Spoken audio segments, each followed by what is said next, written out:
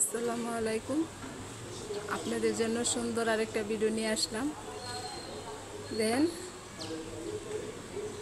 আমার গাছে করলা হয়েছে, বারান্দার মধ্যে করলা লাগাইছি।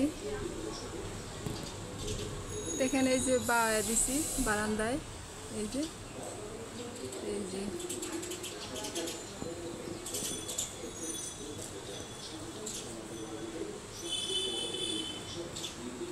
এই যে একটা দেন একটা সুন্দর একটা, এই যে আমরা যদি বেড়াইতে যাই, এই যে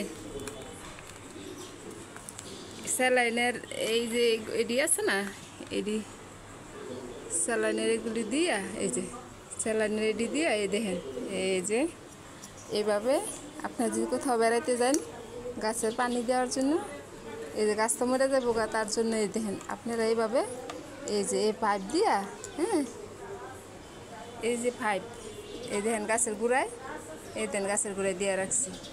এই দেন তারটা দেখছেন, এই যে তার, এই যে এই যে তার, এই যে এইভাবে দিয়ে রাখছি।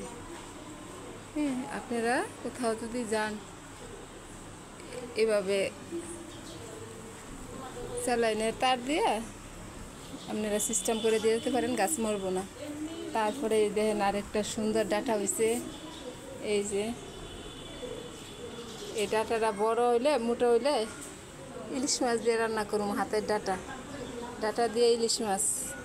হ্যাঁ, আচ্ছা আপনারা আমার ভিডিওটা ফলো করে ইলিশ মাছ রান্না করে আপনাদেরকে নিয়ে খাবো মনে।